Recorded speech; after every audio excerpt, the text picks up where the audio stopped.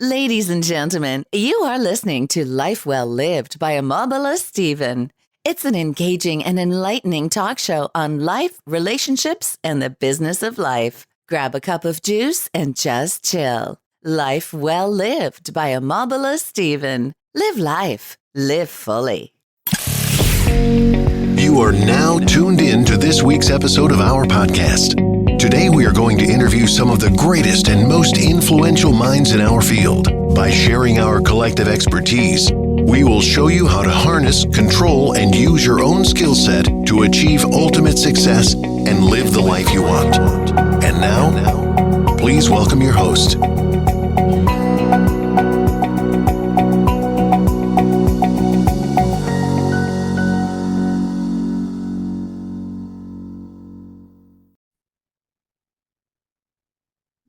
It's Life Well Lived by Omobola Stephen, and this year also Omobola Stephen. On Life Well Lived, we like to focus on personal development and self-improvement topics, occasioning experts and professionals who have the right information to share with the audience of Life Well Lived by Omobola Stephen on topics and subjects on the personal development and self-improvement. It's very important for me to let you know that personal development and self-improvement is a lifelong process that we all must embrace in life in order for us to move from where we had to where we need to be. It's worth the effort at the end of the day if we don't give up on these. And now talking about on today's show, we'll be focusing on narcissism. And now on narcissism abuse, I have Diaz, who is the author of the bestseller GASPING for AIR, The Stranglehold of Narcissistic Abuse. Hi, Diaz. Welcome to the show. Hi, thank you for having me. Thanks for joining me, Dana. We want to talk about narcissism and how we can heal from it. You have a personal experience to share, and I'm happy to know that you also have a book focusing on this. Like now, from your own point of view, what do you think is a narcissistic abuse? Narcissistic abuse, it's simple. It's what it sounds like. It's when a narcissist abuses you, but we are talking about harmful narcissists, which are called malignant narcissists, because there are people that have narcissistic qualities that are actually narcissists, but they're not bothering anybody. But then there are those, and the ones that we're talking about, that are using different tactics, abusive tactics, to manipulate somebody in order to achieve their feeling of superiority and to have that power and control that they need to fulfill their ego. Oh, right. So, now, how does it manifest in a person's life? Now, has it been there since childhood, but we fail to recognize or acknowledge it in so much as we can try to stop it from becoming a part of us? Do you understand the question I had? Yes. Yes, because sometimes this will have been a manifest in our lives right from childhood, but we don't take, we are not oblivious of it, not until become, a better part of us, and they begin to affect us and our relationship decisions. So what would you like to share in this regard? Well, it's a debate, actually. There are a couple different schools of thought on that. It's basically the nature versus nurture, because there are people who think it's a genetic situation, that you're born a narcissist. I don't know about any evidence that I have ever read or seen that really supports that, but some people believe that and believe there's evidence. I believe more in the nurture theory, which is that narcissists are created in childhood. From my experience and from what I've researched over the years, either they have been overly exalted by their parents and made to feel that much more superior and more entitled than the average person. Or on the other hand, they have maybe been neglected or abused themselves and seek to feel more important and more powerful and more in control of their lives by putting that on another human being. So those are the two different ways that I have seen it personally, and there is evidence to support that. Oh, now, are narcissists, are they abusive? Is it majorly all of them? Not all of them. Like I said, there are some, I always say it's like a tumor. A tumor can be benign. It can just be there and not be bothering you. But then the malignant tumors, they cause you health problems. They might kill you. It's the same way with narcissists. There are some people that are narcissists, but they're not bothering anybody. They're not abusive. They just have an overly healthy self-esteem and think of themselves, in a very high way. But there are those that are abusive, and they will abuse you in a multitude of ways. It might be verbal abuse, physical abuse, sexual abuse. There's legal and financial abuse. They manipulate you. They control you. It's a very overwhelming situation for a person to be in. In narcissism and the relationship, we find ourselves in this kind of relationships, and we're asking ourselves, how did I find myself here? How did I get here in the first place? Yeah, in my experience, I think it was because I was abused as a child. And unfortunately, in my situation, I would go to my mother. It was her husband that was abusing me. And my mother would constantly tell me that he was only mistreating me to the same extent that he cared about me. So she was basically telling me that this is how somebody that loves you treats you. And combined with the verbal and physical abuse that I was being inflicted with by my stepfather, I had a very low self-esteem. I knew what he was doing was wrong, but at the same time, it's all I knew. I had this negative narrative around me. So all that I knew was that I was nothing, just like he said, and that I deserved nothing and I would never be anything. And he even would tell me all the time that nobody would ever love me. So I had no way to think that I was deserving of a normal or healthy relationship or of love at all. I thought I had to earn it, because that's what I had to do as a child growing up. Was I had to do what was expected of me to get approval. And if there was, disapproval, I was punished. So, I carried that unfortunately into my adult life. And in a situation with a narcissist who wants servitude and wants you to live by their rules, it sort of created the perfect storm, because I thought I had to follow rules to get love, to earn love. Personalities, do they ever fall in love? And now, what do you think is behind their motive when to do? Yeah, I'm not sure. I mean, looking back, I'm not sure if they're capable of loving anyone but themselves, because they have no empathy. They have no remorse. They go through motions, but oftentimes it's because they know how to mimic what they see. So they'll look at what they perceive as a loving and healthy relationship, and they mimic that behavior, but it's not authentic. They don't really feel it, because at the end of the day, the only person they're worried about is themselves, and they just don't have concern. It's very unfortunate in my own experience in my previous marriage.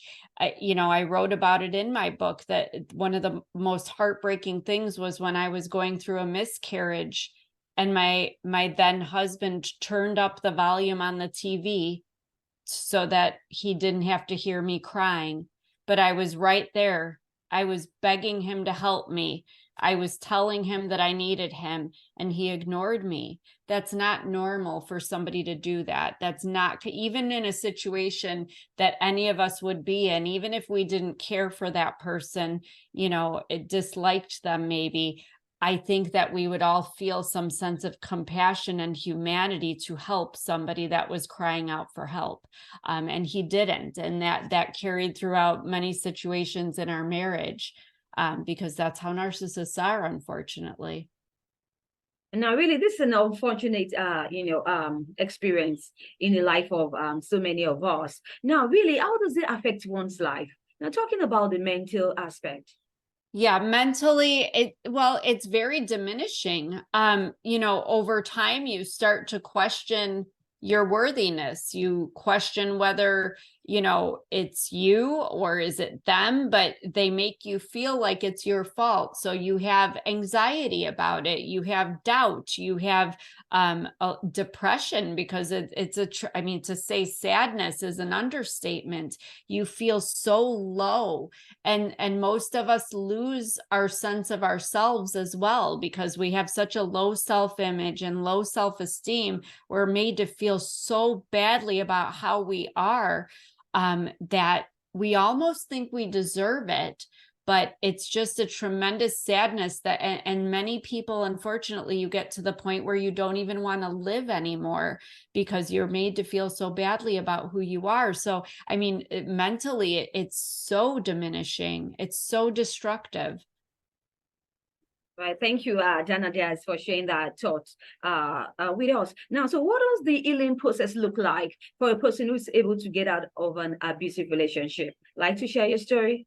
Yeah, absolutely. I think I like to focus on the healing part of it, because so many people get caught in their circumstances, and they become their circumstances. They become a victim forevermore. I did not want that to be. After I got sick as a result of living in this chronic stress that I was living in, I realized that I was living somebody else's life. I was living a life that was dictated to me, everything down to what I wore, what I ate, what I said, where I went. I couldn't do unless it fell within certain parameters. So I just said, Dana, what do you want? I just asked myself that simple question. What do I want? What do I want my life to look like? And I knew right away I wanted to use my college degree in journalism to be a writer. I always had.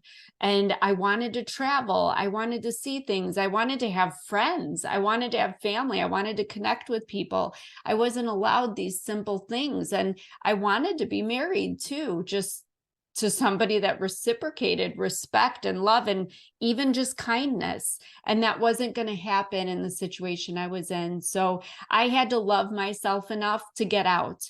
And unfortunately, it became most violent after our divorce, but I did survive. And I want people to understand this was just 3 years ago. But what healing looked like for me, in my head at that time, I thought I need to be alone. I think there's this idea that we need time and we need to be alone in our head and with our thoughts, and through this journey of healing. Healing absolutely is a journey, and I don't think it ever ends. I think you're just somewhere along the path of it as your life goes on after trauma. However, I fortunately had some people in my life that had surprised me that they cared so much, because I did not think that anybody cared. I felt very alone. But these people stood by me. They loved me. And one of those people I'm actually married to now. And it's the last thing I ever thought I would ever do again was get married, never mind within such a short time after coming out of such a terrible 25-year-long relationship and marriage. But what I found was that kindness and having people speak to me positively, those uplifting words, those encouraging words, sort of shifted my perspective of myself so that I could start to heal from a place of love in my own heart. I had to love myself enough to take the responsibility to heal, to want to heal, because healing is not some magical thing where you go to sleep and your fairy godmother springs magic dust on you and you wake up and you're smiling and you're happy and everything's good. Healing is a terrible, terrible struggle, because you are actually going back in time in your mind and in your heart, and even your body has physical reactions to all these things that you wish never happened to you. So it's ugly, and it's saddening, and it's frightening, and it's just a harrowing experience. But if you have love around you, if you have support, and you have people feeding you with positive thoughts and positive emotions about yourself and about the world around you, you can get through it so much quicker, I think, and in such a better way. Because imagine, I went through my childhood and 25 years of my life. We're talking over 4 decades, 40 some years. All I was told was I wasn't going to be loved. Nobody wanted me. Nobody liked me. Nobody. I was nothing. So to suddenly be around people that said, no, you're very lovable. You're really intelligent. You speak very well. You're really pretty. You know, all these nice things. I wasn't used to it, but then I started to see myself differently. You know, it's sort of like brainwashing. We internalize the words and the actions of those around us. So it's about surrounding yourself with the right people. And it's just unfortunate that it wasn't until the middle, you know, of my life that I started, you know, surrounding myself with the right people. But with those right people in place, it helped me to feel better about myself so that I could be brave and be strong and go and face these demons of my past and deal with them and process them and understand things from a better place, but not from a victim circumstance, because I had a choice. I could either be a victim of those circumstances and, you know, yes, they were awful and I could be sad and cry about it and say, poor me the rest of my life, or I could live a different life. And I wanted to live happily.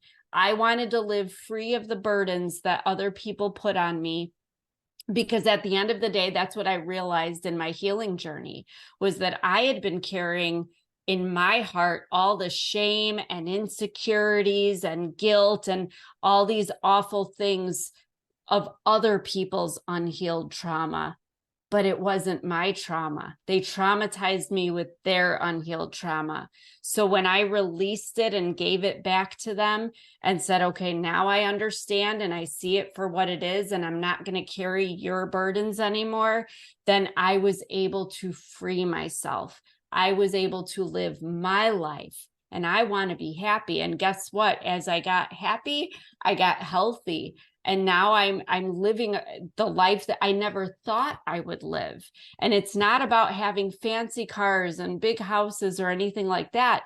It's about being married to somebody who actually likes me and respects me and treats me well, and having a good relationship with my son where we're not living in fear.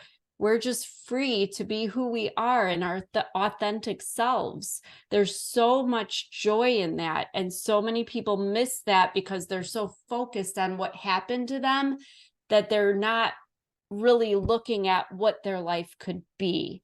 And so that's why I want to bring the focus to that healing and show people that there's an amazing life on the other side. You just have to go through the storm, you know, to see the rainbow at the end. So thanks for sharing that with us, Dana. Do you have any projects or exciting news you'd like to share with my audience? Well, I am working on 2 more books. They will hopefully be out by next summer. One of them will be about, well, I'm currently working on it right now. It will be about my childhood, because I think it's very important for people to understand how they are who they are. Because if I would have understood that, I probably wouldn't have been so, you know, easily swayed into my previous marriage, which was tormenting. But I'm working on that. And then I'm also working on another book that focuses more on this healing aspect and what a healthy relationship looks like after a life of trauma, because there is the possibility, I promise you, there is a healthy relationship waiting. We are capable of it despite our circumstances. Absolutely. I wish you best of luck, Dana Diaz, in this project and also in subsequent ones that you embark upon. Do you have any parting word you'd like to share with my audience? I just want everybody to realize that they have an impact on their own lives and on the lives of others. Just remember that your words and actions will impact the people in your life just as much as theirs will impact you. So be careful who you choose to allow around you. Remain positive and know there is a beautiful life ahead of you. Absolutely. Thanks for the motivation, Dana. We'd like to connect with you. Can you share your social media handles on your website? Yes, of course. Actually, if everybody goes to my website, danasdiaz.com, There are links to Facebook and Instagram. You can also email me from there. And this podcast will be featured with others on my press room page. Right. Thanks once again, Dana Diaz, on Live Well Lived by Omobola Stephen. Thanks for sharing your thoughts on today's show, especially talking about narcissistic abuse and how we can heal from it. I wish you the best of luck in the book projects that you're working upon. Once again, Dana. Thank you so much. All right. Now, if you'd like to catch up with any missed episodes of Live Well Lived by Omobola Stephen, you can do so on any cross promotion platforms or any distribution platforms that you bump into online. And do have a great time as you listen to experts and thought leaders, professionals share their thoughts and insights on topics under personal development and self-improvement. I need you to stay safe always. I talk to you soon.